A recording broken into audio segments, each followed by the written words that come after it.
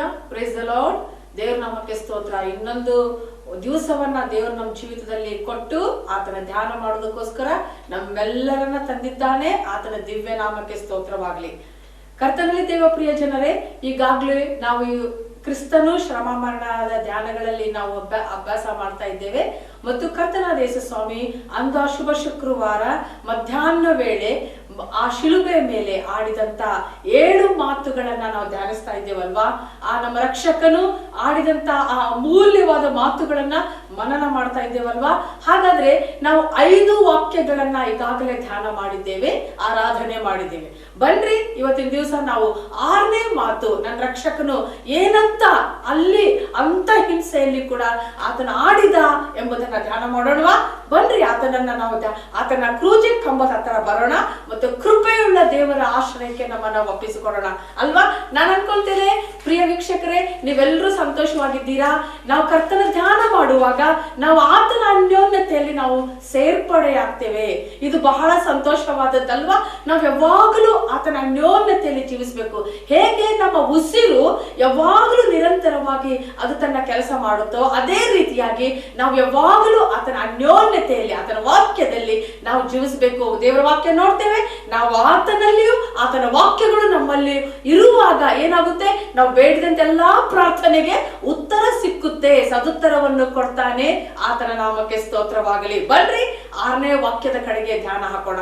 ಅದಕ್ಕಿಂತ ಪೂರ್ವದಲ್ಲಿ ಪ್ರಾರ್ಥನೆಯಲ್ಲಿ ನಮ್ಮ ರಕ್ಷಕನನ್ನ ದೃಷ್ಟಿಸೋಣ. ಹಲ್ಲೆಲೂಯಾ. ಜೀವ ಸ್ವರೂಪನಾದ ದೇವರೇ, ನಿನ್ನಾಮಕ್ಕೆ ಸ್ತೋತ್ರ. ಹೌದು ತಂದೆಯೇ, ನಾವು 5 ವಾಕ್ಯಗಳನ್ನ ನಮ್ಮ ರಕ್ಷಕನಾದ ಯೇಸು ಸ್ವಾಮಿ ಆಡಿದ ಮಾತುಗಳನ್ನ ಧ್ಯಾನ ಮಾಡುವಂತೆ ಕೃಪೆ ಕೊಟ್ಟಿದ್ದಿ, ನಿನಗೆ ವಂದನೆ. ಈಗ ರಕ್ಷಕ, ನನ್ನ ಅಮೂಲ್ಯನಾದ ಆ ಯೇಸು ಸ್ವಾಮಿ 6ನೇ ಮಾತನ್ನ ಆ ಶಿಲುಬೆ ಮೇಲೆ ಕಷ್ಟದಲ್ಲಿರುವಾಗ, ಹಿಂಸೆಯಲ್ಲಿರುವಾಗ ಆಡಿದ ಮಾತನ್ನ ನಾವು ಧ್ಯಾನ ಮಾಡ್ಲಿಕ್ಕೆ ಹೋಗ್ತಾ ಇದ್ದೇವೆ. ನಿನ್ನ ಆತ್ಮನ ಬಲ ಕೊಡು, ನಮ್ಮೆಲ್ಲರನ್ನ ಪರಮಾನಂದ ತೈಲ ಅಭಿಷೇಕದಿಂದ ತುಂಬಿಸಪ್ಪ. ನಿನಗೆ ಮಾತ್ರ ಮಹಿಮೆ ಆಗಲಿ. ಯೇಸು ಸ್ವಾಮಿ ಹೆಸರಲ್ಲಿ ತಂದೆಯಾದ ದೇವರನ್ನ ಬೇಡಿ ಹೊಂದಿದ್ದೇವೆ. ಆಮೇನ್, ಆಮೇನ್. ಪ್ರಿಯ ವೀಕ್ಷಕರೇ, ಈಗಲಾದ್ರೂ ಕೂಡ ನಮ್ಮ ರಕ್ಷಕನು ನಮ್ಮನ್ನ ಕರುಣಿಸಿ ಕಟಾಕ್ಷಿಸಿ ಈಗ ನಾವು ಶಿಲುಬೆ ಅಡಿಯ ಹತ್ರ ಬರುವಂತೆ ಮಾಡಿದ್ದಾನೆ. ಆತನ ನಾಮಕ್ಕೆ ಸ್ತೋತ್ರ. ಈಗಲೇ 6ನೇ ವಾಕ್ಯ ಏನಾಗಿತ್ತು ಅಂತಂದ್ರೆ, ಬಹಳ ಚಿಕ್ಕ ವಾಕ್ಯ. ಅದು ಏನಾಗಿತ್ತು ಅಂದ್ರೆ ತೀರಿತು ಎಂಬುದಾಗಿ ಹೇಳಿದ. ನೋಡ್ರಿ 6ನೇ ವಾಕ್ಯ ತೀರಿತು. ಈ 3 ಅಕ್ಷರಗಳ ಒಂದು ಶಬ್ದದಲ್ಲಿ ಅಡಗಿರುವ ಗೂಢಾರ್ಥಗಳನ್ನ ಇವತ್ತಿನ ದಿವಸ ನಾವು ಧ್ಯಾನ ಮಾಡ್ಲಿಕ್ಕೆ ಇದ್ದೇವೆ. ದೇವ್ರ ನಾಮಕ್ಕೆ ಸ್ತೋತ್ರ. ತೀರಿತು ಎಂಬ ಈ 3 ಅಕ್ಷರಗಳಲ್ಲಿ ಇರುವಂತ ಆ ಶಬ್ದದಲ್ಲಿ ಇರುವ ಯಾವ ವಿಷಯ ತೀರಿತು, ಏನಾಯ್ತು, ಯಾವ ವಿಷಯದಲ್ಲಿ ಆತನು ಸಮಾಪ್ತಿ ಆಯ್ತು, ಮುಕ್ತಾಯವಾಯಿತು ಅಂತ ಹೇಳಿದ ಮಾತನ್ನ ನಾವು ಜ್ಞಾಪಕಕ್ಕೆ ತಳ್ಕೊಳ್ಳೋಣ. ದೇವರ ವಾಕ್ಯ ಹೇಳುತ್ತೆ, ಆತನು ಮಹಾಧ್ವನಿಯಿಂದ ತೀರಿತು ಅಂತ ಹೇಳಿ ತನ್ನ ಪ್ರಾಣವನ್ನು ಬಿಟ್ಟ ಎಂಬುದಾಗಿ ನಾವು ನೋಡ್ತೇವಲ್ವಾ. ಹಾಗಾದ್ರೆ ತೀರಿತು ಅನ್ನುವಂತ, ಮುಕ್ತಾಯವಾಯಿತು ಅನ್ನುವಂತ ಈ ಶಬ್ದದಲ್ಲಿ, ಈ ವಾಕ್ಯದಲ್ಲಿ ಏನ್ ಅಡಗಿದೆ, ಏನನ್ನ ಆತನು ತೀರಿಸಿದನು ಎಂಬುದಾಗಿ ಆಲೋಚಿಸ್ಬೇಕಲ್ವಾ. ಬನ್ರಿ ಹಾಗಾದ್ರೆ ನೋಡ್ರಿ, ಇಲ್ಲಿ ದೇವರ ವಾಕ್ಯದಲ್ಲಿ ಯೇಸು ಸ್ವಾಮಿಯನ್ನ ಕರ್ತನಾದ ದೇವರು ಈ ಲೋಕಕ್ಕೆ ಯಾಕೆ ಕಳಿಸಿಕೊಟ್ರು, ಆತನ ಉದ್ದೇಶವೇನಾಗಿತ್ತು, ದೇವರ ವಾಕ್ಯ ಹೇಳುತ್ತೆ. ಅದ್ಭುತವಾದ ವಾಕ್ಯ. ಯೋಹಾನ 3:16ರಲ್ಲಿ ದೇವರು ಲೋಕದ ಮೇಲೆ ಎಷ್ಟೋ ಪ್ರೀತಿಯನ್ನಿಟ್ಟು, ಅಂದ್ರೆ ದೇವರು ನನ್ನ ಮೇಲೆ, ನಿಮ್ಮ ಮೇಲೆ ಎಷ್ಟೋ ಪ್ರೀತಿಯನ್ನಿಟ್ಟು ತನ್ನ ಒಬ್ಬನೇ ಮಗನಾದ ಯೇಸು ಸ್ವಾಮಿಯನ್ನ ನಮಗೋಸ್ಕರ ಕೊಟ್ಟು ಪ್ರೀತಿಸಿದನಲ್ವಾ. ಹಾಗಾದ್ರೆ ಈ ಆತನು ಬಂದು ಏನ್ ಮಾಡಿದ್ನು, ಆತನು ಬಂದು ರಕ್ಷಣೆಯನ್ನು ಕೊಟ್ಟನು, ನಮ್ಮ ಆತ್ಮಕ್ಕೆ ರಕ್ಷಣೆಯನ್ನು ಕೊಟ್ಟನು, ನಿತ್ಯ ಜೀವದ ನಿರೀಕ್ಷೆಯನ್ನು ಕೊಟ್ಟನು. ಮತ್ತು ದೇವ್ರಿಗೆ ಎಂತ ಸಂತೋಷ, ಎಂತ ಪ್ರೀತಿ ಇದೆ ನಮ್ಮ ಮೇಲೆ ನೋಡ್ರಿ. ಒಬ್ಬರಾದ್ರೂ ನಾಶವಾಗಬಾರ್ದು, ಎಲ್ಲರೂ ನಿತ್ಯ ಜೀವವನ್ನು ಪಡೆ. ಹಾಗಾದ್ರೆ ನಿತ್ಯ ಜೀವದಲ್ಲಿ ಯಾರಿದ್ದಾರೆ ಪ್ರಿಯರೇ? ಪ್ರಿಯ ವಿಶ್ವಾಸಿಗಳೇ, ಆ ನಿತ್ಯ ಜೀವದಲ್ಲಿ ನನ್ನ ರಕ್ಷಕನಿದ್ದಾನೆ, ನನ್ನ ಪ್ರಿಯ ತಂದೆಯಾದ ದೇವರಿದ್ದಾನೆ. ಆದ್ದರಿಂದ ಇರುವ ಒಬ್ಬನೇ ಮಗನನ್ನ, ಪ್ರೀತಿಯ ಕುವರನನ್ನ, ಶ್ರೇಷ್ಠ ಮಗನನ್ನ, ಜ್ಯೇಷ್ಠ ಪುತ್ರನನ್ನ ನಮಗೋಸ್ಕರ ಆತನು ಈ ಲೋಕಕ್ಕೆ 2000 ವರ್ಷಗಳ ಹಿಂದೆ ಕಳಿಸ್ಕೊಟ್ನಲ್ವಾ. ಹಾಗಾದ್ರೆ ಆತನ ಉದ್ದೇಶ ಏನಾಗಿತ್ತಂದ್ರೆ, ಈ ಮಗನ ಮೂಲಕ, ಈ ನಿಷ್ಪಾಪಿ ಮಗನ ಮೂಲಕ, ನಿಷ್ಕಳಂಕನಾದ ಈ ಪವಿತ್ರನಾದ ದೇವ ಕುಮಾರನ ಮೂಲಕ ನಾನು ನೀವು ರಕ್ಷಣೆಯಲ್ಲಿ ಜೀವಿಸಬೇಕೆಂಬುದಾಗಿ ಆತನ ಆಲೋಚನೆ ಆಗಿತ್ತು.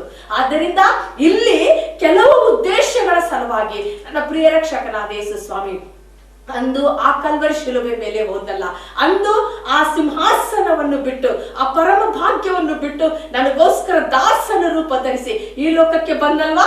ಹಾಗಾದ್ರೆ ನೋಡೋಣ, ಅದನ್ನು ಬಂದ ಉದ್ದೇಶವೇನಾಯ್ತು? ಈತನು ಹೇಳ್ತಾನೆ, ನೀ ಕಳಿಸಿಕೊಟ್ಟ ಉದ್ದೇಶವನ್ನು ನಾನು ತೀರಿಸಿದ್ದೇನೆ ಎಂಬುದಾಗಿ ತಂದೆಗೆ ತನ್ನ ಜವಾಬ್ದಾರಿಕೆಯನ್ನು ಅರಿಕೆ ಮಾಡ್ತಾನೆ. ನಾನು ತೀರಿಸಿದ್ದೇನೆ. ಹಾಗಾದ್ರೆ ಬನ್ರಿ, ಯಾವ ಯಾವ ಕೆಲಸವನ್ನು ಆತನು ಈ ಲೋಕದಲ್ಲಿ ಮಾಡಿದ, ತಂದೆಯ ಉದ್ದೇಶವನ್ನು, ತಂದೆಯ ಚಿತ್ತವನ್ನು ಆತನು ಏನನ್ನ ನೆರವೇರಿಸಿದ ಎಂಬುದಾಗಿ ನೋಡೋಣ. ಮೊದಲನೇ ವಾಕ್ಯ, ಆತನು ಪಾಪಿಗಳನ್ನ ಹುಡುಕಿ ರಕ್ಷಿಸೋದಕ್ಕೋಸ್ಕರ ಬಂದನು. ಹಲ್ಲೆಲೂಯ.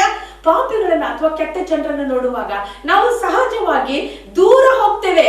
ಆದ್ರೆ ಈ ರಕ್ಷಕನು ಪಾಪಿಗಳಾದ ನನ್ನನ್ನು, ನಿಮ್ಮನ್ನು, ಹೊಲಸಿನ ಕೆಸರಿನಲ್ಲಿರುವಂತ ನಮ್ಮನ್ನು ಹುಡುಕಿ ರಕ್ಷಿಸೋದಕ್ಕೋಸ್ಕರ ಬಂದಲ್ವಾ.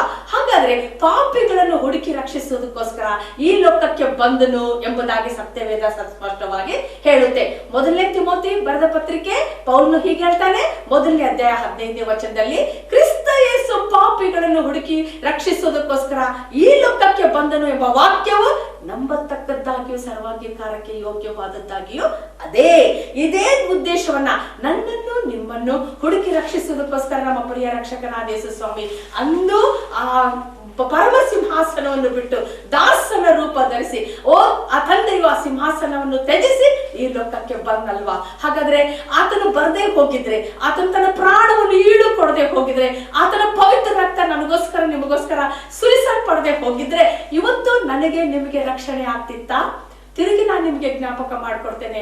ಮೊದಲನೇ ಯೋಹಾನನ ಬರೆದ ಪತ್ರಿಕೆ 1ನೇ ಅಧ್ಯಾಯ 7ನೇ ವಚನದಲ್ಲಿ, ಸಕಲ ಪಾಪಗಳನ್ನ, ಸಕಲ ಅನೀತಿಯನ್ನ ಪರಿಹರಿಸುವ ಶುದ್ಧ ರಕ್ತದಿಂದ ನಮಗೆ ನಿಮಗೆ ಆತನು ರಕ್ಷಣೆ ಕೊಟ್ಟನಲ್ವಾ, ನಮ್ಮ ಪಾಪಗಳನ್ನು ಕ್ಷಮಿಸಿದನಲ್ವಾ.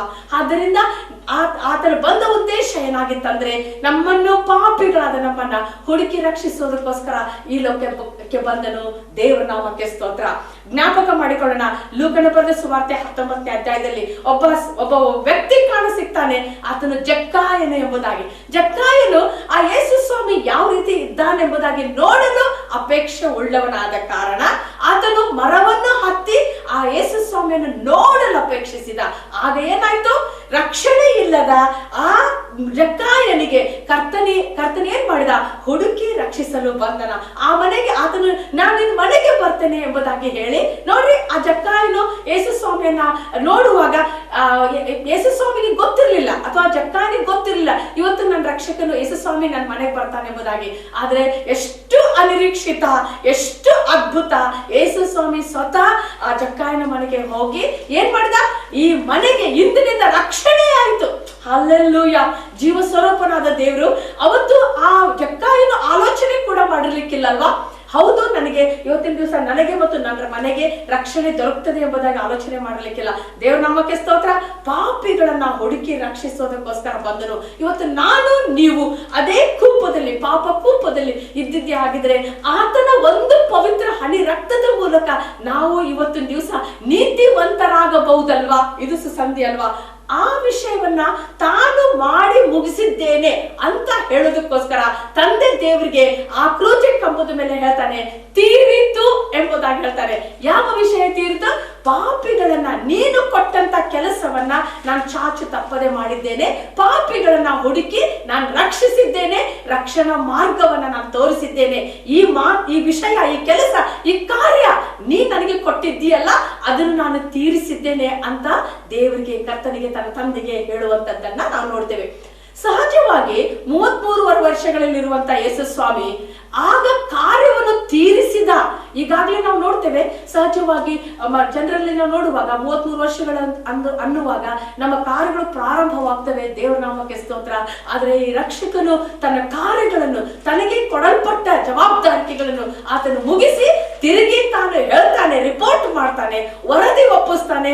ಕರ್ತನೆ, ನೀನು ನನಗೆ ಕಳಿಸ್ಕೊಟ್ಟಲ್ಪಟ್ಟ ಈ ಕೆಲಸವನ್ನ ನಾನು ಏನ್ ಮಾಡಿದ್ದೇನೆ? ತೀರಿಸಿದ್ದೇನೆ ಎಂಬುದಾಗಿ ಹೇಳಿದ. ಹಲ್ಲೆಲೂಯ.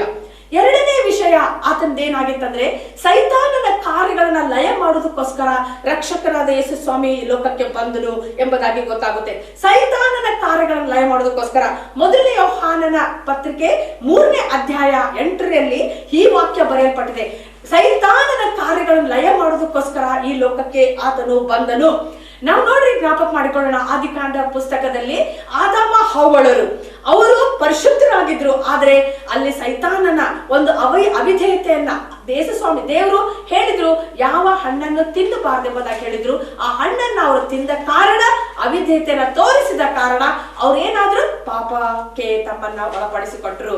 ಆದ್ದರಿಂದ ಮೊದಲನೇ ಆದಾಮನು ಅವಿಧೇಯತೆಯನ್ನ ತೋರಿಸುವುದ್ರ ಮೂಲಕ ಅದೇ ಮರದ ಕಂಬದ ಮೇಲೆ, ಅಂದ್ರೆ ಹಣ್ಣಿನ ಮರದಲ್ಲಿ ಆತನ ಏನ್ ಮಾಡಿದ, ಅವಿಧೇಯತೆಯನ್ನ ತೋರಿಸುವುದ್ರ ಮೂಲಕ ಸೈತಾನನಿಗೆ ಒಳಪಟ್ಟವನಾಗಿ ಆತನು ಪಾಪ ಮಾಡಿದ, ಮರಣಕ್ಕೆ ಒಳಪಟ್ಟ. ಆದ್ರೆ ದೇವ್ರ ನಾಮಕ್ಕೆ ಸ್ತೋತ್ರ, ಇನ್ನೊಬ್ಬ ಆದಾಮನಿದ್ದಾನೆ, ಎರಡನೇ ಆದಾಮ. ಆತ ನನ್ನನ್ನು ರಕ್ಷಿಸಲಿಕ್ಕೆ ಲೋಕಕ್ಕೆ ಬಂದಂತ ಆ ಆದಾಮನ್ ಏನ್ ಮಾಡಿದ ಗೊತ್ತಾ, ಆ ಪಾಪವನ್ನ, ಆ ಅವಿಧೇಯತೆಯನ್ನ, ಆ ಶಾಪದಿಂದ ನಮ್ಮನ್ನು ಬಿಡುಗಡೆ ಮಾಡೋದಕ್ಕೋಸ್ಕರ ಆತನು ಎರಡನೇ ಆದಾಮನಾಗಿ ಕಾಣಿಸ್ಕೊಳ್ತಾನೆ. ದೇವ್ರ ನಾಮಕ್ಕೆ ಸ್ತೋತ್ರ. ಆತನು ಕರ್ತನಾದ ದೇವರಿಗೆ ವಿಧೇಯನಾಗೋದ್ರ ಮೂಲಕ ನಮ್ಮ ಪಾಪಗಳನ್ನ ಆತನು ತೆಗೆದು ಹಾಕಿದ. ನಮ್ಮ ಪಾಪಗಳಿಂದ ಉಂಟಾದ ಶಾಪಗಳಿಂದ ಕೂಡ ಆತನು ನಮ್ಮನ್ನ ಕಾಪಾಡಿ ರಕ್ಷಿಸಿದನಲ್ವಾ. ಆದ್ದರಿಂದ ನಾವು ಪಾಪದಿಂದ ಶಾಪಕ್ಕೆ ಗುರಿ ಆಗ್ಬೇಕಾಗಿತ್ತು. ದೇವ್ರ ನಾಮಕ್ಕೆ ಸ್ತೋತ್ರ. ಶಾಪದಿಂದ ಆತನು ಮರದ ಕಂಬದ ಮೇಲೆ ನೇತು ಹಾಕಲ್ಪಟ್ಟು, ಕೊಲ್ಲಲ್ಪಟ್ಟು, ಹೂಣಲ್ಪಟ್ಟು, ಮೂರನೇ ದಿನದಲ್ಲಿ ಎದ್ದು ಕರ್ತನಾದ ತಂದೆಯ ಬಲಪಾರ್ಶ್ವದಲ್ಲಿ ಈಗಾಗಲೇ ಕೂತುಕೊಂಡಿರೋದ್ರಿಂದ ಆತನು ನಮ್ಮನ್ನ ಆಶೀರ್ವಾದಕ್ಕೆ ಗುರಿ ಮಾಡಿದ್ದಾನೆ. ದೇವ್ರ ನಾಮಕ್ಕೆ ಸ್ತೋತ್ರ. ಆತನ ಮೂರನೇ ವಿಷಯ ಏನಂದ್ರೆ, ನಮ್ಮನ್ನ ಅಂಧಕಾರ ಶಕ್ತಿಯಿಂದ, ಆತನು ದೊರೆತನದಿಂದ ನಮ್ಮನ್ನು ಬಿಡುಗಡೆ ಮಾಡಿದ್ದಾನೆ.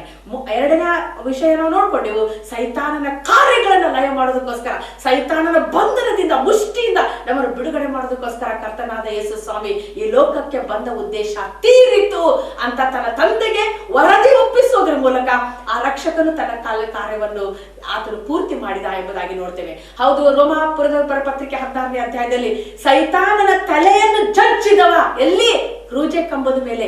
ಈ ಕಾರ್ಯ ತೀರಿತು ಅಂತ ತಂದೆಗೆ ಆತನು ವರದಿ ಒಪ್ಪಿಸ್ತಾ ಇದ್ದಾನೆ.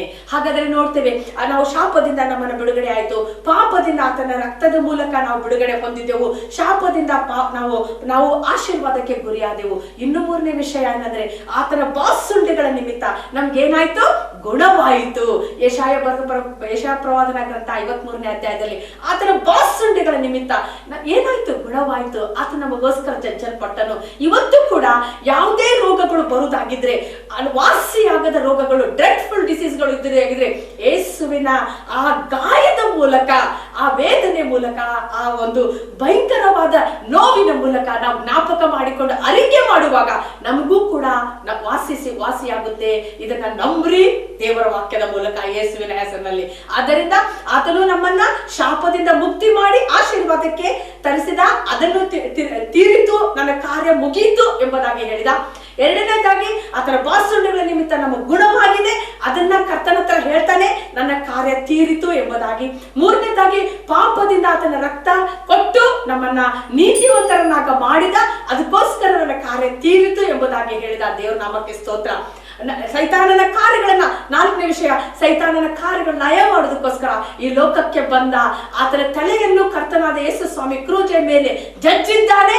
ಈ ಕಾರ್ಯ ಮುಗಿಯಿತು, ಅದಕ್ಕೋಸ್ಕರ ಆತನು ಕರ್ತನಿಗೆ ಹೇಳ್ತಾನೆ, ನನ್ನ ಕಾರ್ಯ ತೀರಿತು ಎಂಬುದಾಗಿ ಹೇಳ್ತಾನೆ. ಹೌದು, ನಮಗೋಸ್ಕರ ಆ ಮರದ ಕಂಬದ ಮೇಲೆ ಪಾಪಕ್ಕೆ ಅವಿಧೇಯತೆ ಮೂಲಕ, ಆದಾಮನ ಮೂಲಕ ಬಂದ ಪಾಪಗಳು, ಎರಡನೇ ಆದಾಮನು ನಮ್ಮನ್ನು ವಿಧೇಯತೆ ಮೂಲಕ ಅದೇ ಮರದ ಕಂಬದ ಮೇಲೆ, ಕ್ರೂಜೆ ಮೇಲೆ, ಶಿಲುಬೆ ಮೇಲೆ, ಅದೇ ಮರದ ಕಂಬದ ಮೇಲೆ ತಂದೆಗೆ ವಿಧೇಯನಾಗಿ ನಮ್ಮನ್ನು ನಿಮ್ಮನ್ನು ಪಾಪದಿಂದ ರಕ್ಷಣೆಗೆ, ನೀತಿವಂತಿಕೆಗೆ ನಡೆಸಿದ. ಈ ಕಾರ್ಯ 2000 ವರ್ಷಗಳ ಹಿಂದೆ ಆ ಕ್ರೂಜೆ ಮೇಲೆ ತೀರಿತು ಅಂತ ತಿಳಿಸ್ಕೊಟ್ಟಲ್ವಾ.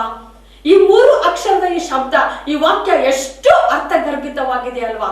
ಹಾಗಾದ್ರೆ ಬನ್ರಿ, ಇನ್ನು ಆತನು ಏನೇನು ಕೆಲಸ ಮಾಡಿದ, ಯಾವ ಕೆಲಸಗಳನ್ನು ಕರ್ತನಾದ ದೇವರು ಆತನಿಗೆ ಕೊಟ್ಟಿದ್ರು, ಆತನು ಮಾಡಿ ತೀರಿಸಿದ ಎಂಬುದಾಗಿ ನೋಡೋಣ. ಪ್ರವಾದನ ವಾಕ್ಯಗಳು ನೆರವೇರ್ಬೇಕಾಗಿತ್ತು.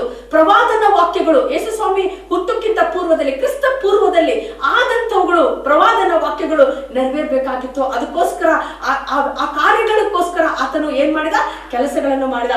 ನಾವು ನೋಡ್ತೇವೆ ಕೀರ್ತನೆಗಳ ಪುಸ್ತಕ 129 3ನೇ ಅಧ್ಯಾಯ 3ನೇ ವಚನ, 129ನೇ ಕೀರ್ತನೆಗಳ ಪುಸ್ತಕ 3ನೇ ವಚನ, ಉಳುವವರು ನಮ್ಮ ಬೆನ್ನಿನ ಮೇಲೆ ಉದ್ದವಾದ ಗೆರೆಗಳನ್ನು ಮಾಡಿದರು. ನೋಡ್ರಿ, ಆತನ ಬೆನ್ನು ಹೇಗಾಗಿತ್ತಂತೆ. ಹೊಲದಲ್ಲಿ ನಾವು ಉಳ್ತೇವಲ್ವಾ, ಹೊಲದಲ್ಲಿ ನಾವು ಉಳುವಾಗ ಬಹಳ ಚೂಪಾದ ವಸ್ತುವಿನಿಂದ, ಚೂಪಾದ ಉಪಕರಣದಿಂದ ನಾವು ಹೊಲವನ್ನು ಉತ್ತುವಾಗ ಆ ಭೂಮಿಯನ್ನ ಅದು ಕೆತ್ತಿಕೊಂಡು ಹೋಗುತ್ತೆ ಅಲ್ವಾ. ಅದೇ ರೀತಿಯಾಗಿ ನನ್ನ ರಕ್ಷಕನ ಬೆನ್ನು ಹೇಗಾಗಿತ್ತಂತೆ, ಉತ್ತುತ್ತಾ. ಉಳುವವರು ಆತನ ಬೆನ್ನಿನ ಮೇಲೆ ಉತ್ತಿ ಆ ಉದ್ದವಾದ ಗೆರೆಗಳನ್ನು ಮಾಡಿದ್ರಂತೆ. ಎಷ್ಟು ಭಯಂಕರವಾದ ನೋವು ನನ್ನ ರಕ್ಷಕನ ಬೆನ್ನಿನ ಮೇಲೆ ಆಗಿರ್ಬೋದಲ್ವಾ. ಸ್ವಲ್ಪ ಊಹಿಸಿಕೊಳ್ಳೋಣ. ಯಾಕೆ ಗೊತ್ತಾ, ಆತ ನನ್ನ ಪಾಪಗಳಿಗೋಸ್ಕರ ತನ್ನನ್ನೇ ತಾನು ಈಡುಕೊಟ್ಟನಲ್ವಾ. ದೇವರ ನಾಮಕ್ಕೆ ಸ್ತೋತ್ರ. ದೇವರು ನಮ್ಮನ್ನು ಎಷ್ಟಾಗಿ ಪ್ರೀತಿಸಿದಾರಲ್ವಾ. ಈ ಪ್ರವಾದನ ಗ್ರಂಥ, ಪ್ರವಾದನ ವಾಕ್ಯಗಳು ನೆರವೇರ್ಬೇಕಾಗಿತ್ತು.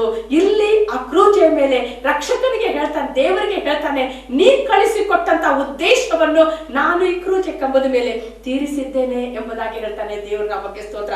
ಇನ್ನು ನೋಡ್ರಿ, 69ನೇ ಕೀರ್ತನೆಗಳ ಪುಸ್ತಕ ಅಲ್ಲಿ 20ನೇ ವಚನದಲ್ಲಿ ನೋಡ್ತೇವೆ. 69ನೇ ಕೀರ್ತನೆಗಳ ಪುಸ್ತಕ 20ನೇ ವಚನದಲ್ಲಿ ನೋಡ್ತೇವೆ. ಅದನಿಗೆ ಅಲ್ಲಿ ಭಯಂಕರವಾಗಿ ಬಾಯಾರಿಕೆ ಆಗಿತ್ತು. ನಾವು ಕಳೆದ ವಾರದಲ್ಲಿ ನಾವು ನೋಡಿದ್ದೇವೆ, ಆತನ ದಾಹಗೊಂಡಿದ್ದ ಎಂಬುದಾಗಿ. ಈ ಎಲ್ಲಾ ವಿಷಯಗಳು, ಎಲ್ಲಾ ಪ್ರವಾದನ ವಾಕ್ಯಗಳು, ಸತ್ಯವಾದಗಳು ನೆರವೇರ್ಬೇಕಾಗಿತ್ತು. ಇದನ್ನು ನೆರವೇರಿಸೋದಕ್ಕೋಸ್ಕರ ನನ್ನ ರಕ್ಷಕನು ಈ ಲೋಕಕ್ಕೆ ಬಂದ ಉದ್ದೇಶ ತೀರಿತು. ನೋಡ್ರಿ, 69ನೇ ಕೀರ್ತನೆಗಳ ಪುಸ್ತಕ 21ನೇ ಅಧ್ಯಾಯ ನೋಡ್ರಿ. ನನಗೆ ಉಣ್ಣುವುದಕ್ಕೆ ಕಹಿಯಾದ ವಸ್ತುವನ್ನು, ಬಾಯಾರಿದಾಗ ಹುಳಿತ ದ್ರಾಕ್ಷಾರಸವನ್ನು ಕೊಟ್ಟರು. ನೋಡ್ರಿ, ಅವತ್ತಿನ ದಿವಸ ಆತನ ದಾಹಗೊಂಡಾಗ ಇಂತಹ ಹುಳಿತ ದ್ರಾಕ್ಷಾರಸವನ್ನು ಆತನಿಗೆ ಕೊಟ್ಟಲ್ಲ ರೋಮಾಯಿ ಸಿಪಾಯಿಗಳು. ಇದು ವಾಕ್ಯಗಳು, ಈ ಪ್ರವಾದನ ವಾಕ್ಯಗಳು ನೆರವೇರ್ಬೇಕಾಗಿತ್ತಲ್ವಾ. ಹಾಗಾದರೆ ಆ ನೆರವೇರುವುದಕ್ಕೋಸ್ಕರ ನನ್ನ ರಕ್ಷಕನು ಈ ಲೋಕಕ್ಕೆ ಬಂದ ಉದ್ದೇಶ ತೀರಿತು ಎಂಬುದಾಗಿ ಹೇಳಿ ಆತನು ಕರ್ತನಿಗೆ ವರದಿಯನ್ನು ಒಪ್ಪಿಸೋನಾಗಿದ್ದಾನೆ. ದೇವರ ನಾಮಕ್ಕೆ ಸ್ತೋತ್ರ. ಹಾಗಾದ್ರೆ ಇವತ್ತಿನ ದಿವಸ ಪ್ರಿಯ ದೇವ ಜನರೇ, ನೋಡ್ರಿ, ನಮಗೆ ಕೆಲವು ವಿಷಯಗಳನ್ನು ಕೊಡಲಾಗಿದೆ. ನಾವೇನ್ ಮಾಡ್ಬೇಕಾಗಿದೆ? ದೇವರು ತನ್ನ ಕುಮಾರನಿಗೆ ಶ್ರೇಷ್ಠ ಪುತ್ರನಿಗೆ ಕೊಡಲ್ಪಟ್ಟ ಎಲ್ಲಾ ಕಾರ್ಯಗಳನ್ನು ಆತನು ಚಾಚು ತಪ್ಪದೆ ಆತನು ತೀರಿಸಿದ ಎಂಬುದಾಗಿ ಗೊತ್ತಾಗುತ್ತೆ. ಹಾಗಾದ್ರೆ ನಾನು ನೀವು ಕೂಡ ಈ ಲೋಕಕ್ಕೆ ಬಂದಿದ್ದೇವೆ ಪ್ರಿಯರೇ. ಹಾಗಾದ್ರೆ ನಾವು ಬಂದು ಸುಮ್ಮನೆ ಹೋಗೋದಲ್ಲ. ನಾವು ಕೂಡ ಕೆಲವು ಕೆಲಸಗಳಿಗೆ, ಕೆಲವು ಜವಾಬ್ದಾರಿಕೆಗಳಿಗೆ ಕಾರಣರಾಗಿದ್ದೇವೆ. ಆ ಜವಾಬ್ದಾರಿಕೆಗಳನ್ನ ನಾವು ಮಾಡ್ತೇವಾ? ಜವಾಬ್ದಾರಿಕೆಗಳನ್ನು ಮಾಡುವ ಮನಸ್ಸು ನಮಗಿದೆಯಾ? ನೋಡಿ, ನಮ್ಮ ರಕ್ಷಕನಾದ ಯೇಸು ಸ್ವಾಮಿ ಪಾಪಿಗಳನ್ನ ಹುಡುಕಿ ರಕ್ಷಿಸೋದಕ್ಕೋಸ್ಕರ ಈ ಲೋಕಕ್ಕೆ ಬಂದ. ಸೈತಾನನ ಕಾರ್ಯಗಳನ್ನ ಲಯ ಮಾಡೋದಕ್ಕೋಸ್ಕರ ಈ ಲೋಕಕ್ಕೆ ಬಂದ. ಪ್ರವಾದನ ವಾಕ್ಯಗಳನ್ನು ನೆರವೇರಿಸೋದಕ್ಕೋಸ್ಕರ ಈ ಲೋಕಕ್ಕೆ ಬಂದ, ತೀರಿಸಿದ. ಮತ್ತು ಶಾಪದಿಂದ ಆಶೀರ್ವಾದಕ್ಕೆ ಬಿಡುಗಡೆ ಮಾಡೋದಕ್ಕೋಸ್ಕರ ಈ ಲೋಕಕ್ಕೆ ಬಂದ. ಬಾಸುಂಡಿಗಳ ನಿಮಿತ್ತ ತಾನು ಬಾಸುಂಡಿಗಳ ಹೊಂದುವುದರ ಮೂಲಕ ನಮಗೆ ಗುಣ ಕೊಟ್ಟ, ವಾಸಿ ಕೊಟ್ಟ, ಆರೋಗ್ಯ ಕೊಟ್ಟ ಯೆಹೋವ ರಾಫ ಅನಿಸಿಕೊಂಡ. ದೇವ್ರ ನಾಮಕ್ಕೆ ಸ್ತೋತ್ರ. ಆತನ ಸುರಿಸುವ ರಕ್ತದ ಮೂಲಕ ಇವತ್ತು ಕೂಡ ಮಾಡುತ್ತಿರುವಂತ ಪಾಪಗಳಿಗೋಸ್ಕರ ಆತನು ನಮ್ಮನ್ನು ಬಿಡುಗಡೆ ಮಾಡಿದ.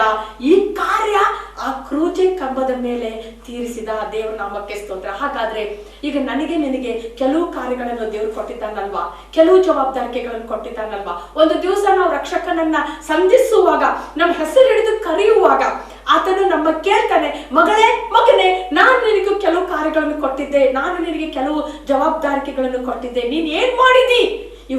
ಪ್ರಿಯ ದೇವ ಜನರೇ, ನನಗೆ ನಿಮಗೆ ಒಂದು ಕಾರ್ಯ ಇದೆ ರೀ. ಈ ರಕ್ಷಣೆಯನ್ನು ನಾನು ಹೊಂದಿದ್ದೇನೆ, ನೀವುಗಳು ಹೊಂದಿದ್ದೀರಾ? ನೋಡ್ರಿ, ಆಲೋಚನೆ ಮಾಡ್ರಿ. ಈ ರಕ್ಷಣೆಯ ದಾರಿಯಲ್ಲಿ ನಾನು ಇದ್ದೇನೆ, ನೀವು ಇದ್ದೀವಿ. ಆದ್ರೆ ನಾವು ಇತರರನ್ನು ಕೂಡ ನಡೆಸುವ ಹಂಗಿನಲ್ಲಿದ್ದೇವಲ್ವಾ? ನಮ್ಮ ಸಮೀಪದಲ್ಲಿರುವಂತ ಜನರಿಗೋಸ್ಕರ ನಾವು ಎಷ್ಟು ಜನ ಈ ಸತ್ಯವಾದಗಳು ನಾವು ಹೇಳ್ತೇವೆ. ಬೆಳಕಿನ ಮಾರ್ಗದಲ್ಲಿ ನಡೆಯುತ್ತಿರುವ ನೀನು ಕತ್ತಲೆ ಮಾರ್ಗದಲ್ಲಿರುವವರಿಗೆ ನೀನು ಸಾಕ್ಷಿಯಾಗಿದ್ದೀಯಾ? ಕರ್ತನಾದ ಯೇಸು ಸ್ವಾಮಿ ನಿನ್ನನ್ನು ಪ್ರೀತಿಸಿದ ಮೇರೆಗೆ ಇನ್ನೊಬ್ಬರಿಗೂ ಕೂಡ ನೀನು ಅದನ್ನು ಹೇಳ್ತೀಯಾ? ನನ್ನನ್ನು ಕರ್ತನಾದ ಯೇಸು ಸ್ವಾಮಿ ಪ್ರೀತಿಸಿದ್ದಾನೆ, ನಿನ್ನನ್ನು ಕೂಡ ಪ್ರೀತಿಸ್ತಾನೆ, ಬಾ ಸಮೀಪಕ್ಕೆ ಎಂಬುದಾಗಿ ಹೇಳ್ತೀಯಾ? ಇದೇ ರಕ್ಷಣಾ ಕಾರ್ಯ, ಇದೇ ಸುವಾರ್ಥ ವಾಕ್ಯಗಳನ್ನು ಸಾರುವಂತದ್ದು. ನಾವು ಇದಕ್ಕೋಸ್ಕರ ಬಹಳಷ್ಟು ಕಷ್ಟಪಡಬೇಕಾಗಿಲ್ಲ. ನಮ್ಮ ಕೈಯಲ್ಲಿ ಕೊಡಲ್ಪಟ್ಟ ಪವಿತ್ರ ಗ್ರಂಥ, ಪವಿತ್ರ ವಾಕ್ಯದ ಮೂಲಕ ನಾವು ಅನೇಕರನ್ನ ಕರ್ತನಾದ ಯೇಸುವಿನ ಬಳಿಗೆ ನಡೆಸುವ ಹಂಗಿನಲ್ಲಿದ್ದೇವಲ್ವಾ? ನಾವು ಕೂಡ ಇದೇ ಸುವಾರ್ತೆ ಸೇವೆಯನ್ನು ಮಾಡ್ಬೇಕಲ್ವಾ? ಹಾಗಾದ್ರೆ ನಮ್ಮ ಸಮಯವನ್ನು ವ್ಯರ್ಥವಾಗಿರಿಸಿಕೊಳ್ಳೋದು ಬೇಡ. ನಮ್ಮ ಸಮಯವನ್ನು ಹಾಳು ಮಾಡ್ಕೊಳ್ಳೋದು ಬೇಡ. ನಮ್ಮ ರಕ್ಷಕನಿಗೋಸ್ಕರ ನಾವೇನ್ ಮಾಡ್ಬೇಕಾಗಿದೆ ಅಂತಂದ್ರೆ ನಾವು ಸಾಕ್ಷಿಗಳಾಗಿ ನಿಲ್ಬೇಕಲ್ವಾ. ನಮ್ಮ ಪಟ್ಟಣಕ್ಕೋಸ್ಕರ ಸಾಕ್ಷಿಗಳಾಗಿರ್ಬೇಕು, ನಮ್ಮ ಸಭೆಗೋಸ್ಕರ ಸಾಕ್ಷಿಗಳಾಗಿರ್ಬೇಕು, ನಾನು ಇರುವ ಸ್ಥಳದಲ್ಲಿ ನಾನು ಎಲ್ಲಿ ಕೆಲಸ ಮಾಡ್ತೀನಿ ಅಲ್ಲಿ ಸಾಕ್ಷಿಗಳಾಗಿರ್ಬೇಕಲ್ವಾ. ನಮ್ಮ ಮನೆಯವರಿಗೆ, ಕುಟುಂಬಕ್ಕೆ, ನನ್ನ ಸಂಬಂಧಿಕರಿಗೆ ನಾವು ಸಾಕ್ಷಿಗಳಾಗಿರ್ಬೇಕಲ್ವಾ. ನೋಡ್ರಿ, ನಾವೇ ಪ್ರಾರಂಭ ಮಾಡುವಾಗ ನನ್ನ ಜೊತೆಗಿರೋರೆಲ್ಲರೂ ಕರ್ತನ ಸುವಾರ್ತೆಯನ್ನು ಸಾರುವಂತವ್ರಾಗ್ತಾರಲ್ವಾ. ಹೌದು ಪ್ರಿಯರೇ, ನಮ್ಮೆಲ್ಲರಿಗೂ 24 ಗಂಟೆಗಳು ಕೊಡಲಾಗಿದೆ ಸತ್ಯ. ಆದ್ರೆ ನಾವು ಕರ್ತನನ್ನ ನಾವು ಇನ್ನೊಬ್ಬರಿಗೆ ನಾವು ಪರಿಚಯ ಪಡಿಸದೆ ಹೋದ್ರೆ, ನೀನು ಪಡ್ಕೊಂಡಂತ ಆಶೀರ್ವಾದವನ್ನ ಇತರರಿಗೆ ನೀನು ಕೊಡದೆ ಹೋದ್ರೆ ಕರ್ತನು ನಮ್ಮನ್ನ ಕ್ಷಮಿಸ್ತಾನ. ಒಂದು ದಿವಸ ನಾವು ಕರ್ತನನ್ನ ಸಂಧಿಸ್ಲಿಕ್ಕಿದ್ದೇವೆ. ಆಗ ಯೇಸು ಸ್ವಾಮಿ ತನಗೆ ಕೊಡಲ್ಪಟ್ಟ ಕಾರ್ಯವನ್ನು ಸ್ಪಷ್ಟವಾಗಿ, ಸಂತೋಷವಾಗಿ, ಖಚಿತವಾಗಿ ಮತ್ತು ಖಂಡಿತವಾಗಿ ಹೇಳ್ತಾನೆ. ಕರ್ತ ದೇವರೇ, ತಂದೆಯೇ, ನೀ ಕೊಟ್ಟ ಕೆಲಸವನ್ನು ನಾನು ಚಾಚು ತಪ್ಪದೆ ಮಾಡಿದ್ದೇನೆ, ನನ್ನ ಕೆಲಸಗಳು ತೀರಿತು ಎಂಬುದಾಗಿ ಹೇಳಿದಂತೆ ನೀವು ಒಂದು ವೇಳೆ ಆ ರಕ್ಷಣೆ, ಆ ಕರ್ತನನ್ನ ಸಮ್ಮುಖದಲ್ಲಿ ನೋಡುವಾಗ ನೀವು ಏನಂತ ಹೇಳ್ತೀರಾ? ಕರ್ತನೆ, ನೀ ಕೊಡಲ್ಪಟ್ಟ, ನೀ ನನಗೆ ಆದೇಶಿಸಿದಂತ ಕಾರ್ಯಭಾರವನ್ನು ದೇವರಾಜ್ಯವನ್ನು ಕಟ್ಟುವಂತದ್ದನ್ನು ನಾನು ಕೂಡ ಮಾಡಿದ್ದೇನೆ ಅಪ್ಪ ಎಂಬುದಾಗಿ ಹೇಳ್ತೀರಾ? ಬನ್ರಿ, ಒಂದ್ ವೇಳೆ ನಾವು ಇವತ್ತಿನ ತನಕ ಆ ಕೆಲಸ ನಾವು ಮಾಡದೆ ಹೋಗಿದ್ರೆ ಈಗಲೇ ಈ ಕ್ಷಣವೇ ನಾವು ಆ ಕರ್ತನ ಹಸ್ತಕ್ಕೆ ನಮ್ಮನ್ನು ಒಪ್ಪಿಸಿಕೊಡೋಣ. ನಾವು ಕೂಡ ದೇವರಾಜ್ಯವನ್ನು ಕಟ್ಟುವಂತ ಮಕ್ಕಳಾಗಿರೋಣ. ಇದಕ್ಕೆಲ್ಲ ಮೊದಲ ಕಾರಣ ಏನಂತಂದ್ರೆ, ಆ ಕರ್ತನ, ಆ ದುಃಖಿತರ ಮನುಷ್ಯನನ್ನ, ಆ ರಕ್ಷಕನನ್ನ ನಾವು ನೋಡ್ಬೇಕಲ್ವಾ. ಆ ನಿಂದೆ, ಆ ಅಪಹಾಸ್ಯ, ಆ ಬಾಧೆ, ಆ ಶಿಕ್ಷೆಯನ್ನ ನಾವು ಅನುಭವಿಸುವಾಗ, ನಾವು ಅದನ್ನು ಕಂಡುಕೊಳ್ಳುವಾಗ ನಾವು ಇತರರಿಗೆ ಆ ನೋವನ್ನ ನಾವು ಹೇಳ್ಬೋದಲ್ವಾ. ಅದರಿಂದ ಗೀತಕರ್ತನು ಹೀಗೆ ಹೇಳ್ತಾರೆ, ನಿಂದೆ ಬಾಧೆ ಶಿಕ್ಷೆಯ ನನಗಾಗಿ ತಾಳಿದ, ನಿಂದೆ ಬಾಧೆ ಶಿಕ್ಷೆಯ ನನಗಾಗಿ ತಾಳಿದ, ತನ್ನ ರಕ್ತ ಚೆಲ್ಲಿದ, ನನ್ನ ಮುಕ್ತ ಮಾಡಿದ, ತನ್ನ ರಕ್ತ ಚೆಲ್ಲಿದ, ನನ್ನ ಮುಕ್ತ ಮಾಡಿದ, ಘೋರ ಹಿಂಸೆ ತಾಳಿದನು, ನನಗಾಗಿ ಸತ್ತನು. ಹಾಲೆಲೂಯಾ, ಎಂಥ ಈ ಮನುಷ್ಯನು, ಮೃತ್ಯುವನ್ನು ಜಯಿಸಿದ, ಶತ್ರುವನ್ನು ಜಯಿಸಿದ, ಮೃತ್ಯುವನ್ನು ಜಯಿಸಿದ, ಶತ್ರುವನ್ನು ಜಯಿಸಿದ, ಪಿತೃವನ್ನು ಸೇರಿದ, ಕರ್ತೃವಾದ ಜಗಕ್ಕೆಲ್ಲ ಘೋರ ಹಿಂಸೆ ತಾಳಿದನು, ನನಗಾಗಿ ಸತ್ತನು. ಹಾಲೆಲೂಯಾ, ಎಂಥ ಮನುಷ್ಯನು. ಪ್ರಿಯ ದೇವ ಜನರೇ, ಈಗಾಗಲೇ ನಾವು ಕ್ರಿಸ್ತನು ಮಾತಾಡಿದಂಥ 6ನೇ ವಾಕ್ಯವನ್ನು ನಾವು ಕೇಳ್ಕೊಂಡಿದ್ದೇವೆ. ಹೌದು, ಆತನು ಈ ಲೋಕದಲ್ಲಿ ಕಳಿಸಲ್ಪಟ್ಟಂಥ ಉದ್ದೇಶ ತೀರಿತು ಎಂಬುದಾಗಿ ಹೇಳಿ ತಂದೆಗೆ ತನ್ನ ವರದಿಯನ್ನು ಒಪ್ಪಿಸ್ತಾನಲ್ವ. ಅದೇ ರೀತಿಯಾಗಿ ನೀವು ಕೂಡ ಈ ಲೋಕಕ್ಕೆ ಬಂದ ಉದ್ದೇಶ ಏನಂತಂದರೆ ಸುವಾರ್ತೆ ಸಾರುವಂಥದ್ದು, ಕರ್ತನನ್ನು ಪರಿಚಯ ಮಾಡಿಕೊಡುವಂಥದ್ದು. ನಾವು ಬೆಳಕಿನ ಮಾರ್ಗದಲ್ಲಿ ಇರುವ ಹಾಗೆ ನಮ್ಮ ಜೊತೆ ಇರುವಂಥವರು ಕೂಡ ಬೆಳಕಿನ ಮಾರ್ಗದಲ್ಲಿ ಇರುವ ಹಾಗೆ ನಾವು ನೋಡಬೇಕಲ್ವ. ಮತ್ತು ಇತರರಿಗೋಸ್ಕರ ನಾವು ಪ್ರಾರ್ಥನೆ ಮಾಡುವಂಥದ್ದನ್ನು ನಾವು ಕಲಿಬೇಕು. ಈ ಕೆಲಸ ಮಾಡಿ ನಾವು ಕರ್ತನನ್ನ ಸಮ್ಮುಖದಲ್ಲಿ ಹೋಗುವಾಗ ನೀನು ಏನು ಮಾಡಿದ್ದೀಯಾ ಎಂಬುದಾಗಿ ಹೇಳುವಾಗ, ಕರ್ತನೇ ನಾ ಈ ಕೆಲಸ ಮಾಡಿದ್ದೇನೆ ಎಂಬುದಾಗಿ ಆತನೇ ಗುರುತಿಸ್ತಾನೆ. ಈ ಕೆಲಸವನ್ನು ಮಾಡಿ ನಾವು ತೀರಿಸೋಣ. ಬನ್ರಿ, ನಾವು ಕರ್ತನ ಸಮ್ಮುಖದಲ್ಲಿ ಕರ್ತನಿಗೆ ನಾವು ಪ್ರಾರ್ಥನೆ ಮಾಡೋಣ. ಜೀವಸ್ವರೂಪನಾದ ದೇವರೇ, ನಿನ್ನ ನಾಮಕ್ಕೆ ಸ್ತೋತ್ರ. ರಕ್ಷಕನೇ, ನೀನು ಯಾವ ರೀತಿ ಲೋಕದಲ್ಲಿ ಬಂದು ಉದ್ದೇಶ ತೀರಿಸಿದೆಯೋ ಅದೇ ರೀತಿಯಾಗಿ ಕೂಡ ನಾವು ಸಹಿತ ತಂದೆ, ನೀನು ನಮಗೆ ಕಳಿಸಿಕೊಟ್ಟ ಉದ್ದೇಶವನ್ನು ತೀರಿಸಿ ನಿನ್ನ ಹೃದಯಕ್ಕೆ ಸಂತೋಷ ತರುವಂತೆಯೂ ನಿನ್ನ ಉದ್ದೇಶವನ್ನು ಸಂಪೂರ್ತಿ ಮಾಡಿ ಮುಕ್ತ ಒತ್ತಾಯ ಮಾಡಿ ನಾವು ಕರ್ತನೆ ನಾನು ಹಾಜರಾಗಿದ್ದೇನೆ ಎಂಬುದಾಗಿ ಹೇಳಲಿಕ್ಕಾಗುವಂತೇವೆ. ಸಹಾಯ ಮಾಡು. ಮತ್ತು ಯಾರ್ಯಾರು ನಿನ್ನ ಸಮ್ಮುಖದಲ್ಲಿ ಬಂದು ನಿನ್ನಲ್ಲಿ ವಿಜ್ಞಾಪನೆ ಮಾಡ್ಕೊಳ್ತಾರೋ ಅವರೆಲ್ಲ ಅವಶ್ಯಕತೆಗಳು ನೀಗಲ್ಪಡಲಿ ಯೇಸು ನಾಮದಲ್ಲಿ. ಯಾರ್ಯಾರು ಕಷ್ಟ ಕಣ್ಣೀರಿನಿದ್ದಾರೋ ನೀ ಅವರ ಕಣ್ಣೀರನ್ನು ಒರೆಸಪ್ಪ.